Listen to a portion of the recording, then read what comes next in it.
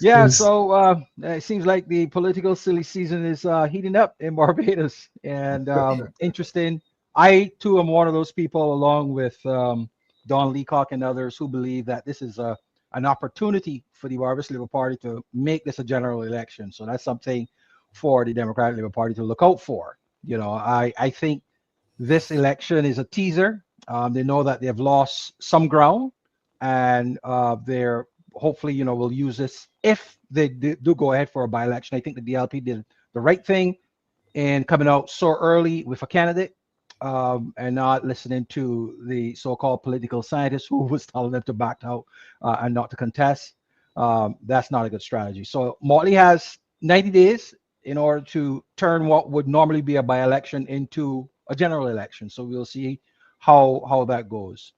Somebody referred to Mr. Blackman as a Goliath. I don't know about that. I know the character, the cartoon character Shrek, and I know of the former African president of Uganda, Idi Amin. So, but I don't see him as that formidable. He presents an image of someone that um, is a political titan, his size notwithstanding. I don't see that.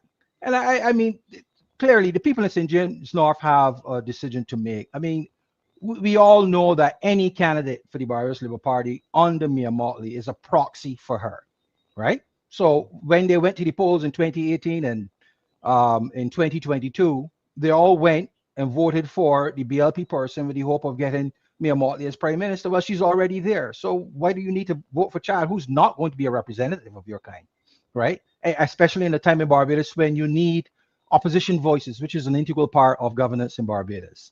So I think that Felicia Dujon would be a good representative for the folks. She has to. I mean, it would signal to the Barbados Labour Party that the people are somewhat disenchanted.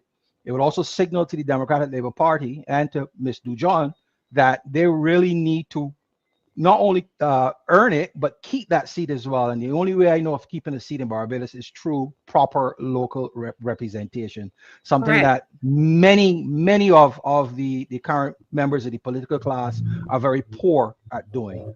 So, yeah, I think this is the Barbados Labour Party's election to lose. There's a lot for the Democratic Labour Party to gain. I think that they will do very well. I think a lot of people will come out. I think there's a lot of interest, and we'll see how it goes. I think, yeah, the Democratic Labour Party should contest this seat and any election that comes up. They have to. Yeah. Do you, anybody knows if there's any third party and any other party? Let me not call them any other party that is contesting this election. This possible by election. Does anybody know? I don't, and it's early days yet. But yeah, I don't, and I would be surprised if um, any of the third parties, which are pretty much been dormant since the last elections, would do so. But I would encourage them to. As part of practicing our democracy, more people get in and give people a choice. The more Yeah. we keep putting candidates other than from the two main parties in elections, the more normalized it would be, and bringing us closer to that day when Barbadians in mass or in a majority in a constituency would see relevance in voting for an independent candidate. It is high time, and it is that they shouldn't step back. They should always step up. Don't worry about the people who laugh and say, "Oh, you lost a deposit," that kind of nonsense. Keep doing it. At some point, something's going to give. Some independent candidate is going to come along that finds favor with the people in a constituency and make their way to Parliament. What Mr. Strickland said is extremely correct and important. This is an opportunity for Barbadians to in St. James North to demonstrate a little independence, a little self-interest, if you will, that for themselves to vote for representation. Um, we have not seen anything from the current uh, group of BLP representatives, constituency representatives, suggest that this particular individual Mr. Blackman would be a true representative of local needs in St. James North. I Mm. think, yeah, and that he would just be there as a proxy for the prime minister, and we see what that has given us so far. There are concerns about governance. There are concerns about one party, one being a one party state. This is a time to ensure, beyond a shadow of a doubt, to let your voices, let your vote be heard and counted in that regards. You know, I think that this young lady would be a fantastic representative, as I said. And at the national level, I think you will be doing a duty to Barbados to demonstrate that, to bring back some semblance of normalcy to the Westminster system that we have, which requires an appropriate level or measure of opposition to government. It works better that way.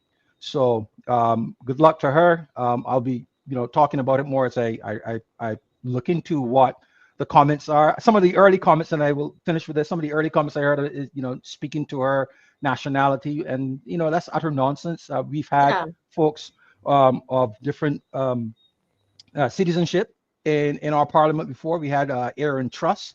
He's from Guyana. He was with the Barbados Labour Party. There's another name that escapes me. Well, yeah, people talked about David Thompson. He was born in England. The lady in the Senate that used to run in St. James South, I believe. I don't remember her name right now. Um, Uh, she's she was born in England as well. So yeah, I mhm. mean it is all nonsense that anybody would try to persuade the voters in St. James North not to vote for her because she is not a Barbadian. And it is sad that this is coming from the party that once accused Barbadians of being of being xenophobic because we had concerns about the number of Guyanese Indians that were coming into Barbados and are being enticed into Barbados as cheap labor. To hear them now speaking this way against a citizen of Barbados who happens to be born in another country is really, really sad.